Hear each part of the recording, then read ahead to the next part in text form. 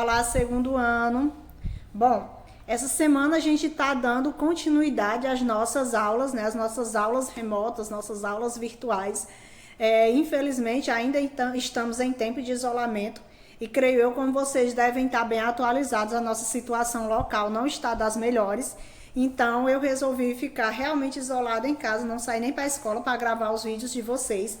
Então, as nossas aulas vão ser feitas assim, Eu vou estar falando para vocês, vocês vão estar acompanhando pelo livro didático de vocês. Então, a revisão que eu preparei esta semana vai estar pautada justamente no livro didático de vocês, no conteúdo que vocês têm. No que se refere à geografia, alguns dados do livro de vocês, eu creio que inclusive vocês avaliaram que eles estão um pouco desatualizados, mesmo porque os últimos dados que a gente tem desses livros é de 2014. Então, essa semana eu fiz o quê? Peguei o conteúdo, atualizei os dados em quantidade, em porcentagens, para que a gente fique com tudo em dias. Então, os dados que eu vou utilizar com vocês são dados comparativos do que tem no livro de vocês de 2014 com os dados de 2018 e 2019. Porque desse ano tem como a gente ter os dados ainda, afinal, o ano ainda não acabou. Esperamos que acabe tudo bem, estejamos todos bem, que no próximo semestre já possamos estar novamente em sala de aula, novamente juntos, sem correr nenhum perigo de ser infectado por esse vírus. Bom, a gente vai iniciar a nossa revisão de geografia e aí a gente vai estar iniciando uma revisão porque na aula anterior vocês já fizeram a atividade pelo livro didático, só que eu não falei com vocês sobre esse conteúdo, mas eu sei que vocês leram, que vocês pesquisaram, que vocês inclusive pesquisaram em outras fontes, e aí hoje a gente vai estar fazendo essa conversa, né? Essa conversa meio distante referente à população brasileira. Bom, o conteúdo sobre população brasileira vocês encontram lá no livro de vocês, na página 120, o capítulo 5. Nas aulas anteriores, a gente já tinha falado sobre população mundial. Então, as características, os termos, os conceitos, eles são basicamente o mesmo. Só que a gente agora trabalha com uma realidade somente a título de Brasil. Então, nesse sentido, a gente vai estar especificamente falando sobre a população brasileira, sobre suas características, sobre dados dessa população. Peguem os livros de vocês, peguem também os cadernos, lápis, caneta, para que vocês possam atualizar os dados que porventura estão desatualizados no livro didático de vocês. Bom, vamos iniciar. Lá na página 122 do livro de vocês, inicialmente ele fala sobre a população brasileira e suas origens. Claro que não é segredo para ninguém, nem para mim, nem para vocês, principalmente que já leram aí o conteúdo de vocês, que pesquisaram e viram em outras fontes, que quando a gente fala das origens da população brasileira, a maioria dos autores ele trabalha especificamente com 3 grupos formadores. E posteriormente a gente vai ter a entrada de diversos outros grupos de imigrantes, de povos vindos de outros locais. Então, a população brasileira, ela é fruto, ela é resultado de uma grande miscigenação que ocorreu e continua ocorrendo ao longo dos anos, ao longo dos séculos. Inicialmente, lá no livro de vocês, ele trabalha com as 3 populações que alguns autores chamam de as raízes do Brasil, né? Assim, fazendo uma alusão ao Sérgio Buarque de Holanda. Nesse processo de formação inicial, a gente tem a população nativa que vivia já em território brasileiro desde tempos remotos. No caso, a gente está falando das populações indígenas que viviam aqui, inclusive anterior à chegada dos portugueses lá dentro do século XVI. E aí, posteriormente, complementando parte dessa população, chegaram aqui os portugueses na condição de colonizadores. E aí ocuparam o território brasileiro. Por sua vez, houve a miscigenação desses portugueses com as populações indígenas que aqui viriam.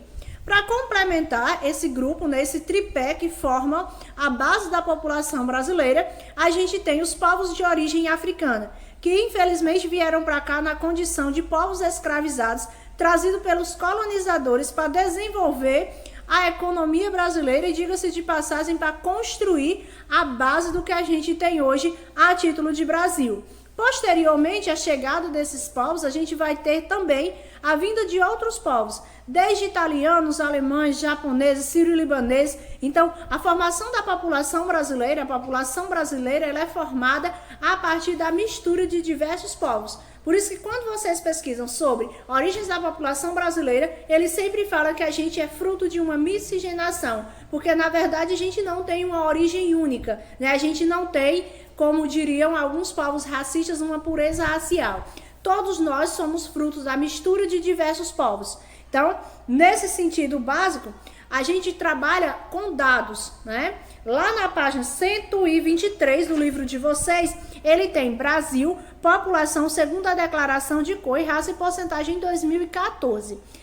Eu gostaria que vocês tivessem uma atenção muito especial quando a gente trabalha nessa questão da formação da população brasileira por cor ou raça.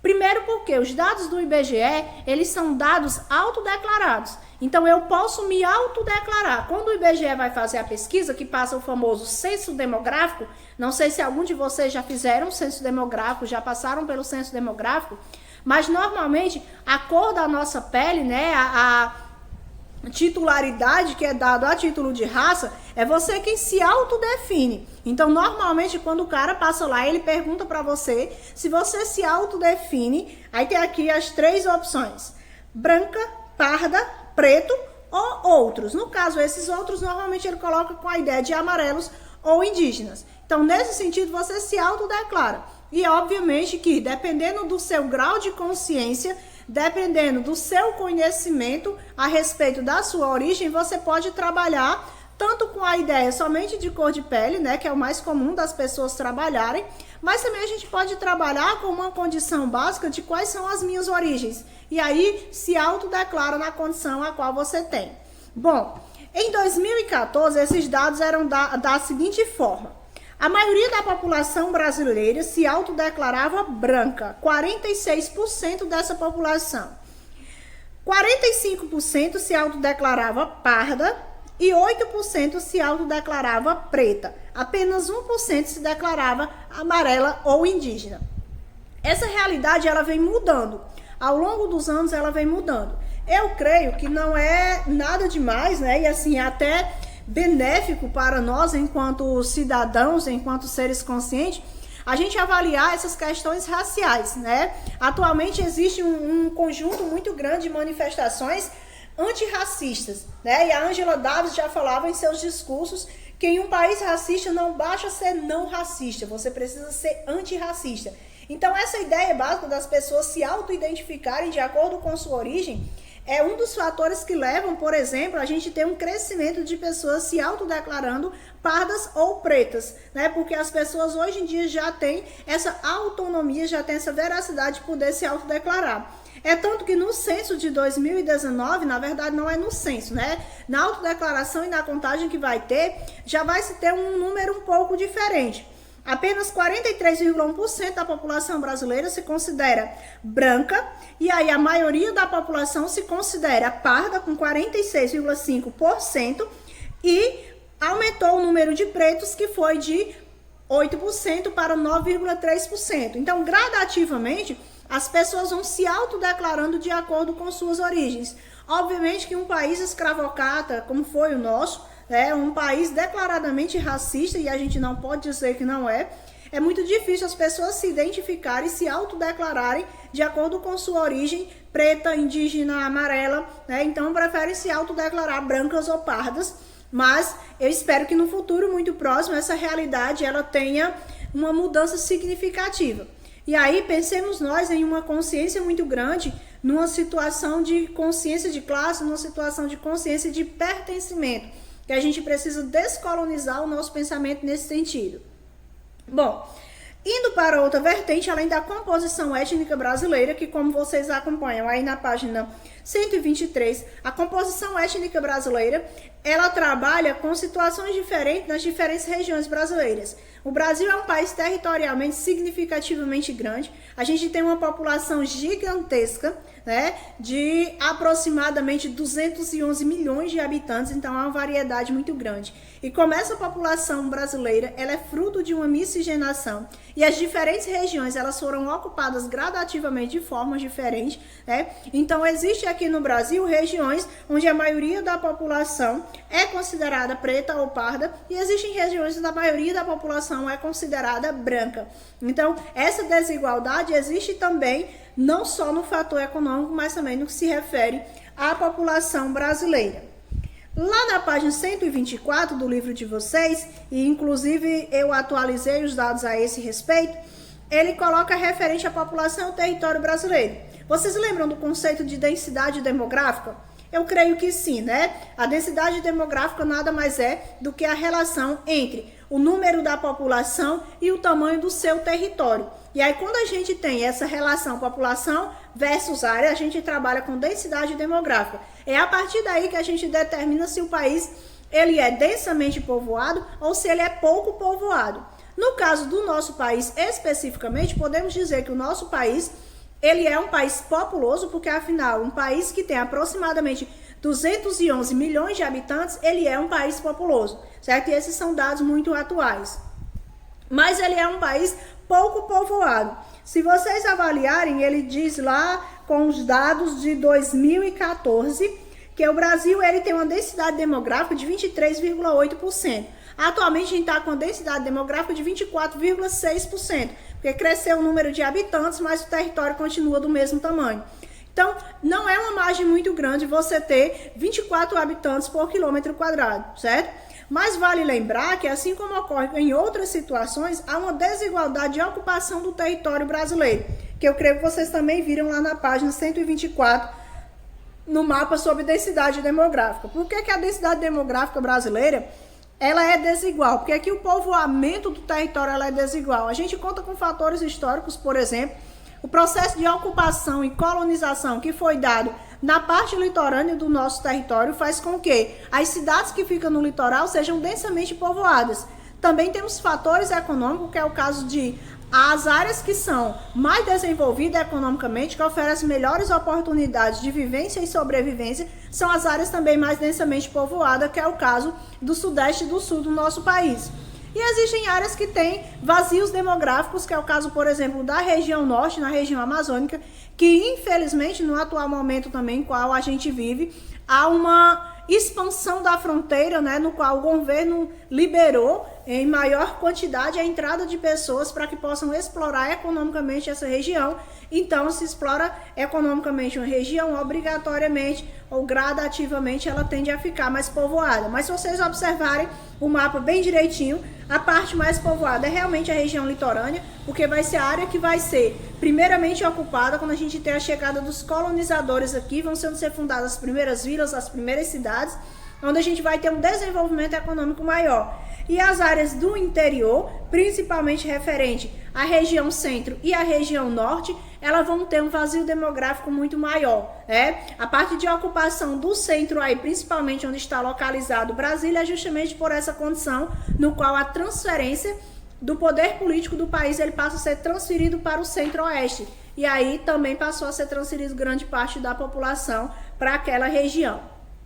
Sobre o crescimento da população brasileira, eu creio que vocês lembram que quando a gente fala de crescimento da população, a gente fala do crescimento em duas categorias. A gente tem o crescimento vegetativo ou crescimento natural, que é a relação entre a taxa de natalidade e a taxa de mortalidade de um país. E a gente tem o crescimento referente ao saldo migratório, né? Que é a relação entre o número de pessoas que entram e o número de pessoas que saem do nosso país. Então, nesse sentido, quando a gente trabalha com a ideia do crescimento populacional brasileiro, esse crescimento ele se dá prioritariamente a partir do século XX. Até o final do século XIX, se vocês olharem aí na página 125, inclusive tem um gráfico a esse respeito, o primeiro censo brasileiro, a primeira contagem demográfica que foi realizada no Brasil foi em 1872, e nesse período o Brasil contava com 9,9 milhões de habitantes, né? Isso a gente está tratando de 1872, já na segunda metade do século XIX. Quando a gente chega um pouco mais de um século depois, lá dentro do século XX, a população brasileira ela praticamente chegou a se multiplicar por 20, né? A gente cresceu 20 vezes mais no que se refere ao total de habitantes. Então, a gente teve um crescimento significativo, um crescimento muito alto, principalmente dentro do século XX e século XXI. E esse crescimento, diga-se de passagem, a título de Brasil, ele é prioritariamente um crescimento vegetativo. Não é que a gente teve saldos negativos no processo de migração, não. Mas é porque o crescimento vegetativo, ele é superior ao crescimento que a gente vai ter da taxa de migração.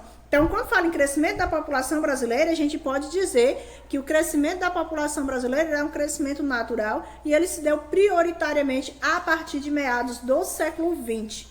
Se vocês olharem lá na página 126, ele trabalha com a queda na taxa de mortalidade e o aumento do crescimento natural. Então, ele explica quais foram os fatores que levaram a essa explosão demográfica. Eu creio que vocês ainda estão lembrados, caso não estejam lembrados, revejam as outras videoaulas, quando a gente trabalha com as fases de transição demográfica, que é mudança na estrutura da população no que se refere à questão do crescimento vegetativo, principalmente taxa de mortalidade e taxa de natalidade. E aí, nesse sentido, o Brasil, ele passou por 3 dessas fases, né? A primeira fase, que é a fase de pré-transição, que é a primeira fase, no qual a gente tem alta taxa de natalidade, mas também tem alta taxa de mortalidade. Quando a gente ingressa lá dentro do século XX, principalmente por volta de 1940, a gente passa para a segunda fase dessa transição demográfica, que é quando a gente vai ter uma estrutura melhor, médico-sanitária, e essa estrutura médico-sanitária faz com que haja uma queda na taxa de mortalidade, mas a taxa de natalidade ela continua alta.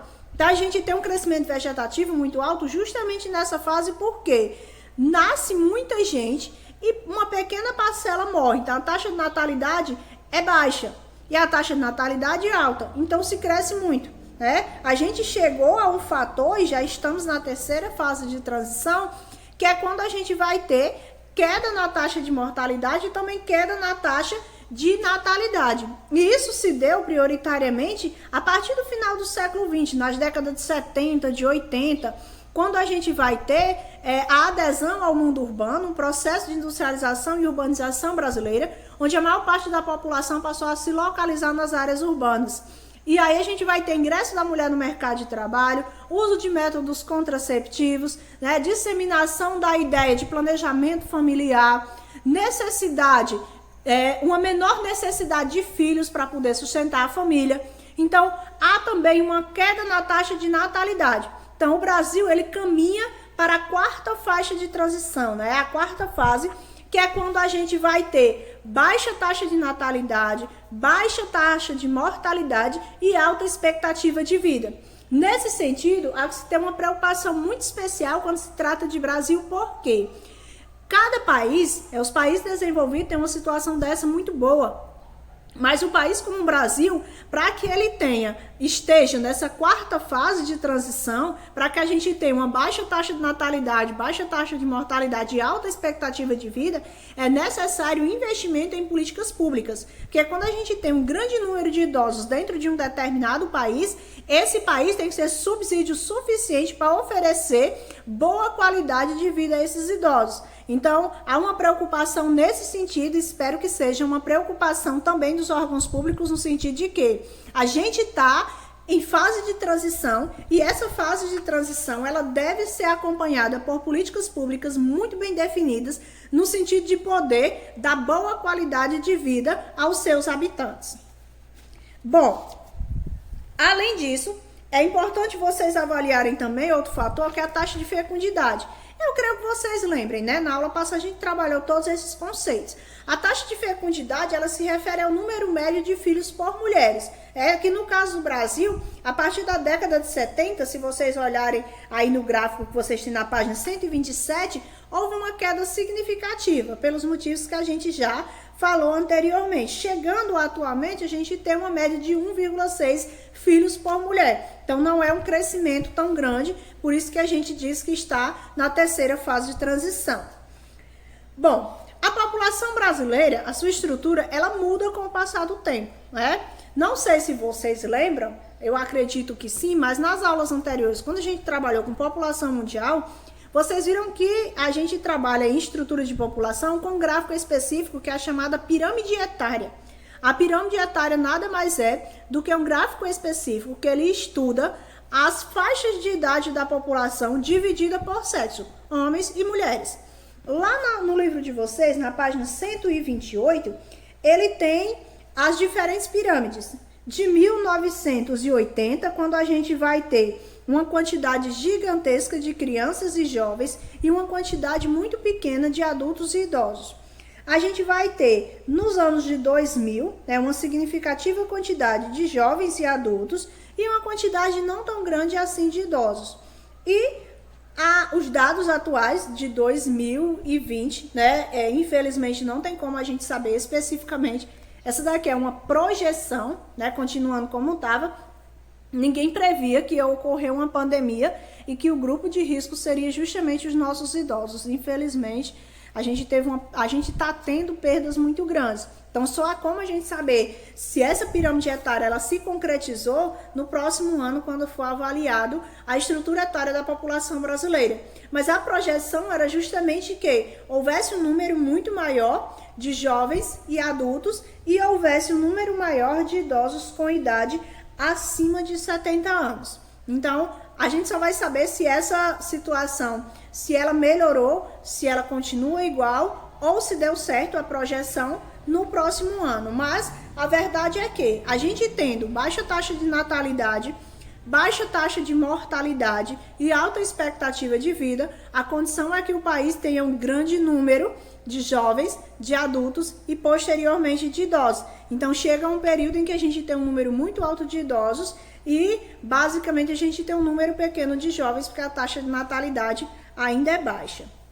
Bom, lá na página 129, ele trabalha com essa ideia de envelhecimento da nossa população, as condições e as consequências desse envelhecimento.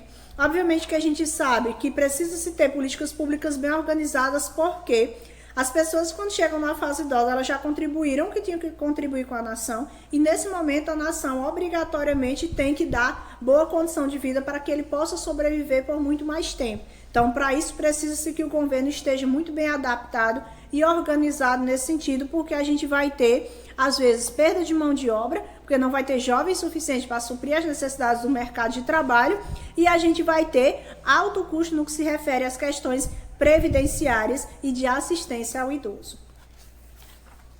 Lá na página 130 do livro de vocês, ele trabalha uma característica que eu considero devidamente importante, que é quando a gente trabalha a condição socioeconômica da população brasileira.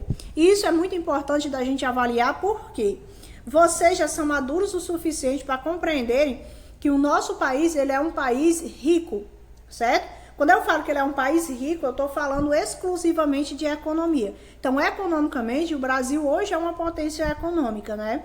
A gente está com um PIB gigantesco, né? Ano passado, o nosso PIB, o nosso Produto Interno Bruto, a geração de riquezas, foi um valor de 7,3 trilhões de dólares. É muito dinheiro. Só que o que acontece? O nosso país, apesar de ser um país rico, ele é um país que tem uma má distribuição de renda. Então, o nosso IDH, ele não é tão alto porque quando a nossa renda é muito alta, ou seja, o PIB per capita é muito alto, que eu pego tudo e divido pela população, fica lindo. Porém, quando a gente avalia a distribuição da riqueza, a gente vê que há uma desigualdade muito grande. No gráfico que vocês têm aí da página 131, ele é um gráfico de 2013, então eu peguei dados um pouco mais atualizados aqui. Ele diz assim, ó, população abaixo da linha da pobreza extrema em 2013. Quando a gente cita o conceito abaixo da linha da pobreza extrema, a gente tem a ideia daquela população que vive com menos de 1,9 dólares por dia, ou seja, $1,90. No caso, as pessoas que vivem abaixo da linha da pobreza, atualmente é aquela que vive com 5,5 dólares, já que a nossa moeda está devidamente desvalorizada. Então, é uma condição razoável, né? A gente vive na linha da pobreza ou abaixo da linha da pobreza. Então, nesse sentido, em 2019, de acordo com o IBGE, a gente tinha 25,3% da população brasileira vivendo abaixo da linha da pobreza. Ou seja, pessoas que viviam aproximadamente com R$420 mensais. Nesse daí, um total é de 52,5 milhões de habitantes. E aí uma situação mais grave ainda para ser pensada por nós, que estamos vivendo na região Nordeste. metade ou quase metade dessa população que vive abaixo da linha da pobreza aqui no Brasil está localizada na região Nordeste, certo? Por isso que a gente diz que o Nordeste é a região mais pobre do país, porque é onde está localizada a maior desigualdade de renda. Então não é pouca coisa você ter 25,3% da população vivendo abaixo da linha da pobreza, e é isso que acontece com o nosso país atualmente, apesar de ser uma das grandes potências mundiais, né, em termos de economia. Então, o nosso país ele não tem uma condição de desenvolvimento justamente porque grande parte da população vive em condições precárias de vida. E aí, nesses dados básicos, ele ainda coloca a ideia de que 13,5 milhões de habitantes atualmente vivem abaixo da linha da pobreza extrema, que são aquelas pessoas realmente que vivem em uma condição miserável. Então, a situação de desigualdade do Brasil é muito uma situação de distribuição de renda, onde o Brasil gera muito dinheiro, mas esse dinheiro está localizado na mão de pouquíssimas pessoas. Lá na página 132, ele trabalha com os fluxos migratórios no Brasil. E aí são conceitos que eu sei que vocês ainda lembram, que é quando a gente trabalha a ideia de migração, migração e imigração. A migração, normalmente a gente está trabalhando com uma condição interna, certo? É o deslocamento de pessoas dentro do próprio território. Quando a gente trabalha com imigração, é normalmente a entrada de pessoas, perdoe, a imigração é a entrada de pessoas. É quando, por exemplo, eu estou aqui no Brasil e chega uma leva de 30 pessoas da Itália. Então, esses italianos que chegaram, eles são imigrantes em relação a mim que estou aqui. E se, por exemplo, 10 pessoas aqui do Brasil se deslocam para ir para a Itália, então essas 10 pessoas em relação a mim, elas são emigrantes. Já eu que me desloco, por exemplo, aqui da região Nordeste para a região Norte, eu estou dentro de um processo de migração interna. Então, o que a gente vai estar trabalhando aqui são justamente os fluxos migratórios no Brasil. A gente está falando em situações internas, principalmente. Vale lembrar que esse fluxo migratório, ele se dá prioritariamente a título de Brasil por questões econômicas. E isso se dá ao longo de todo o período histórico. Inicialmente, a gente vai ter uma economia cafeeira localizada aqui na região Nordeste. Quando essa economia cafeeira entrou em crise e a gente vai ter o desenvolvimento de uma atividade mineradora na região, ali na região Centro-Sul, né, que é no Sudeste hoje em dia. Então, grande parte da população ela migrou do Nordeste para esta região em busca de melhores condições de vida. Sem contar o êxodo rural, que é muito e foi muito comum, principalmente no período em que o Brasil começou a se industrializar, lá dentro da década de 50, 60 e 70, onde as pessoas deixaram o campo, deixaram a área rural para ir morar nas cidades em busca de melhores condições de vida. Inclusive pelas questões de direitos trabalhistas, pela questão de desenvolvimento de atividades de indústria, de comércio. Então, normalmente, a migração brasileira, ela se dá pelo fator econômico. As pessoas migram para ter melhores condições de vida, migram para trabalhar. O êxodo rural, lá na página 132, que ele fala a este respeito, ele diz que além desse fator, a gente tem outros fatores, né, que é a expropriação de terra, que obriga muitos agricultores a sair do local onde vivem, porque grandes proprietários de terra, eles tendem a se apossar dessas pequenas propriedades, então a pessoa tem que se retirar. Essa é uma realidade muito nossa, por exemplo, a questão da concentração de terra e do latifúndio. Outro fator é o processo de mecanização das lavouras, ou seja, a mão de obra, né, o manual, o camponês, o agricultor, ele tende a ser substituído por máquinas. Então, esses maquinários, esses insumos agrícolas, eles servem para substituir o que antes era feito manualmente pelos trabalhadores. E a ampliação da legislação trabalhista, que é aquela questão de que no campo normalmente você não tem direitos trabalhistas e aí você migra para as cidades para trabalhar nas indústrias, no comércio, porque você vai ter um aparato da lei, né, enquanto mão de obra, enquanto trabalhador. Além dessa questão, a gente tem as migrações interregionais, né, que são aquelas migrações de uma região para outra. Normalmente isso se dá por conta dos ciclos da economia. É muito comum, né? Foi comum no período do desenvolvimento da economia da borracha, do desenvolvimento do látex, que muitos nordestinos saíram daqui para trabalhar na região norte. Com o advento da industrialização, as pessoas migraram em massa e em grande quantidade para a região sudeste, e a gente vai ter também a migração para as áreas de desenvolvimento de agricultura, que é o caso da região sul e também atualmente da região norte. Vale lembrar que há todo um processo também de mudança atualmente no que se refere a essa dinâmica migratória. Lá na página 134, inclusive, ele fala a esse respeito.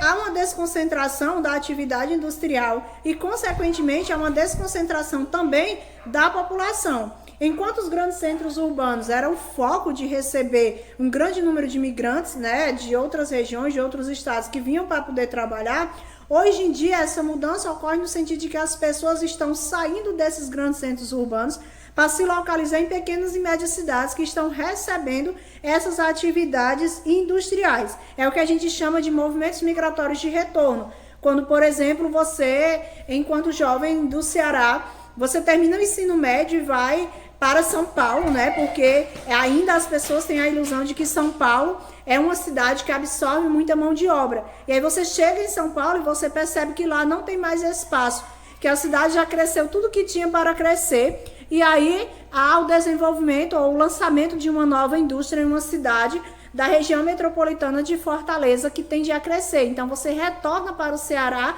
no sentido de tentar desenvolver uma condição econômica melhor aqui. Então é muito comum esse processo de migração de retorno. Se anteriormente os grandes centros eram locais de extrema atração, atualmente também está se tornando um local de repulsão, no sentido de que perde população para os pequenos e médios centros. Os outros tipos de migrações que ele trabalha são as migrações pendulares. Migração pendular é aquela que ocorre normalmente no sentido de pessoas que saem para trabalhar ou para estudar diariamente. Por exemplo, você está localizado em uma cidade, vou citar um exemplo aqui muito comum, que são as pessoas que se deslocam de Jaguaribe para estudar em cidades no Rio Grande do Norte. Aí eles vão todas as noites, vão para a universidade e retornam de lá para cá. É isso que a gente chama de migração pendular. Você vai e volta diariamente ou semanalmente, né? Quando você tem uma condição de estudo ou de trabalho. Por exemplo, você mora aqui na cidade de Jaguaribe, mas você trabalha em Solonópolis, então você vai todos os dias para Solonópolis e retorna. Então isso é um caso de migração pendular. Existe ainda as migrações temporárias, que é quando você passa um período de tempo, né? Pode ser de uma semana, de um mês, de um semestre. Então normalmente essas migrações também ocorrem por questões de trabalho ou questões de estudo. Por exemplo, você precisa passar, você mora aqui em Jaguaribe, você precisa passar a semana no ICO estudando, né? Já que você faz a universidade lá, você passa a semana estudando e retorna no final de semana. É o que a gente chama de migrações temporárias. E tem as sazonais. As migrações sazonais são temporadas, né? Que as pessoas normalmente fazem para poder melhorar a renda familiar. Tem aí até no livro de vocês os exemplos dos agricultores, né? Que são migrantes temporários, que eles vão por temporada. Por exemplo, existe a temporada do corte de cana, junta uma margem, uma dúzia de homens aqui, fretam um determinado carro e aí essas pessoas vão para poder trabalhar lá enquanto demorar o corte de cana, tipo 3 meses. Passa os 3 meses lá enquanto dura o corte de cana, terminou esse período, retorna para casa com a forma de complementar a renda, né? Então é o que a gente chama de migração sazonal, que ele se dá basicamente por temporadas. Bom, pessoal, era isso. A nossa conversa, né? A nossa aula de hoje, o nosso esclarecimento sobre a população brasileira. Eu sei que ainda restam algumas dúvidas para alguns, para os que já leram, que já pesquisaram, já viram tudo isso que eu acabei de falar. E qualquer dúvida, vocês já sabem que é só entrar em contato. Essa semana teremos avaliações, então fiquem atentos, realizem, porque a gente está concluindo um semestre.